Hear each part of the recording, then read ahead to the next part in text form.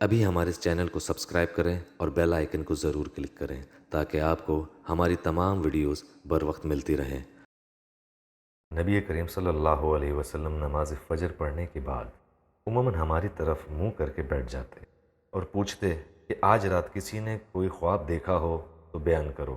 اگر کسی نے خواب دیکھا ہوتا تو اسے وہ بیان کر دیتا، اور آپ صلی اللہ علیہ وآلہ وسلم اس کی تعبیر اللہ کو جو منظور ہوتی بیان فرماتے۔ ایک دن آپ صلی اللہ علیہ وسلم نے معمول کے مطابق ہم سے دریافت فرمایا، کیا آج کسی نے تم میں سے کوئی خواب دیکھا ہے؟ ہم نے عرض کی کہ کسی نے نہیں دیکھا۔ آپ صلی اللہ علیہ وسلم نے فرمایا، لیکن میں نے آج رات ایک خواب دیکھا ہے کہ دو آدمی میرے پاس آئے، انہوں نے میرے ہاتھ تھام لیے اور وہ مجھے ارض مقدس کی طرف لے گئے۔ وہاں کیا دیکھتا ہوں کہ ایک شخص تو بیٹھا ہوا ہے اور ایک شخص کھڑا ہے، اور اس کے ہاتھ میں لوہے کا انگس تھا جسے وہ بیٹھنے والے کے جبڑے میں ڈال کر اس کے سر کے پیچھے تک چیر دیتا، پھر دوسرے جبڑے کے ساتھ بھی اسی طرح کرتا۔ اس دوران میں اس کا پچھلا جبڑا صحیح اور اپنی اصلی حالت میں آ جاتا اور پھر پہلے کی طرح وہ اسے دوبارہ چیرتا۔ میں نے پوچھا کہ یہ کیا ہو رہا ہے؟ میرے ساتھ کے دونوں آدمیوں نے کہا، آگے چلیے۔ چنانچہ ہم آگے بڑھے تو ایک ایسے شخص کے پاس آئے جو سر کے بل لیٹا ہوا تھا، اور دوسرا شخص ایک بڑا سا پتھر لیے اس کے سر پر کھڑا تھا۔ اس پتھر سے وہ لیٹے ہوئے شخص کے سر کو کچل دیتا تھا۔ جب وہ اس کے سر پر پتھر مارتا، سر پر لگ کر وہ پتھر دور چلا جاتا اور وہ اسے جا کر اٹھا لاتا۔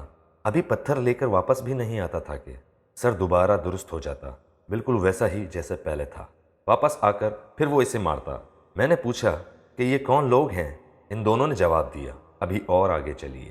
چنانچہ ہم آگے بڑھے تو ایک تندور جیسے گڑھے کی طرف چلے، جس کے اوپر کا حصہ تو تنگ تھا لیکن نیچے کا حصہ خوب فراخ تھا۔ نیچے آگ بھڑک رہی تھی۔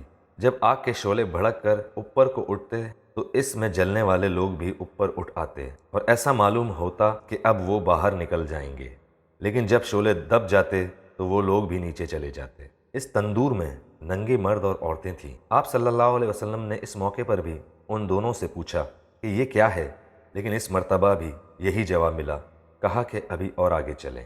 ہم آگے چلے۔ اب ہم خون کی ایک نہر کے اوپر تھے۔ نہر کے اندر ایک شخص کھڑا تھا اور اس کے بیچ میں ایک شخص تھا جس کے سامنے پتھر رکھا ہوا تھا۔ نہر کا آدمی جب باہر نکلنا چاہتا تو پتھر والا شخص اس کے منہ پر اتنی زور سے پتھر مارتا کہ وہ اپنی پہلی جگہ پر چلا جاتا، اور اسی طرح جب بھی وہ نکلنے کی کوشش کرتا وہ شخص اس کے منہ پر پتھر اتنی ہی زور سے پھر مارتا کہ وہ اپنی اصلی جگہ پر نہر میں چلا جاتا۔ آپ صلی اللہ علیہ وسلم نے ان دونوں سے یہ پوچھا، یہ کیا ہو رہا ہے؟ انہوں نے جواب دیا، ابھی اور آگے چلیں۔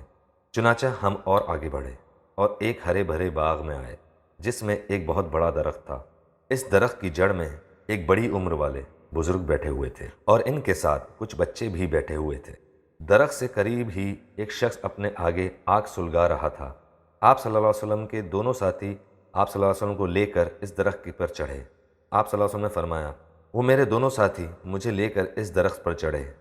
اس طرح وہ مجھے ایک ایسے گھر میں لے گئے کہ اس سے زیادہ حسین و خوبصورت اور بابرکت گھر میں نے کبھی نہیں دیکھا تھا۔ اس گھر میں بوڑھے، جوان، عورتیں اور بچے تھے۔